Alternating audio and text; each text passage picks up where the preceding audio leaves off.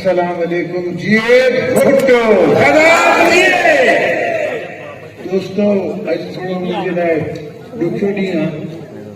छो नंढे हूंदे खां मुंहिंजो सौट गॾु हूंदो हो मूंसां वीचारो राति गुज़ारी इन राजो बाक़ी बहरहाल ज़माने खे हलणो आहे असांखे तव्हांजी ख़िदमतूं करणियूं आहिनि अॻे बि कोशिश भी कुछ पार्टी सदाई करे थी तो गरीब जो कम करे गरीबन जा रास्ता ठाहे गरीबन जा चैनल पक्का करे हर किस्म जो कम जो तव्हां नथा सोचो तो थी सके तो पीपल्स पार्टी पहिरीं सोचे थी तो असांखे करणो आहे थोरो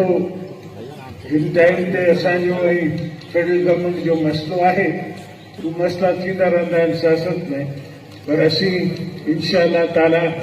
वरी इहो वचन कयूं था वाइदो कयूं था तो गरीबन जो साथ करे कोन छॾिबो ही सदाई जुड़ो रहंदो छो गरीबन जो इस्तेसाल जेको आहे सदी ब सदी थींदो आयो आहे इहो कोन्हे त अॼु पियो थिए सदियुनि खां थिए पियो भुटे साहब बि सदाई हलंदो ऐं इंशाअल्लाह आईंदा अचण वारी नस्लूं भी अचाणी बिलावल साहब जी क़यादत में आसफा बीबी जी क़यादत में तव्हांजे लाइ ख़िदमत कंदी रहंदी कंदा रहंदा सभिनी ॿारनि खे उन्हनि जी माउ जेका आहे उहो इहो ॾेई वई आहे त अवाम जी ख़िदमत कयो हर को ग़रीब जी ख़िदमत करे इंशाअल्लाह सॼे पाकिस्तान में हाणे आउं लाहौर में भी वञी वियां थो उते भी खमा गाड़ियां तो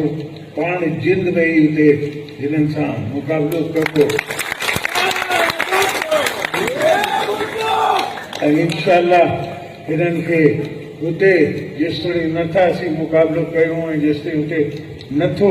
हिननि जो स्टॉप थिए तेॾे ही पाण में नानी गुड़ो कए वेठा आहिनि कॾहिं हिकिड़ा करे विया पर आहिनि साॻिया पर इंशाअल्लाह आईंदा ये इन्हनि खे मुंहुं ॾिबो अवाम जी जंग थींदी इन्हनि सां ऐं इंशाअल्लाह अवाम जी फतह थींदी महिरबानी साहब थैंक यू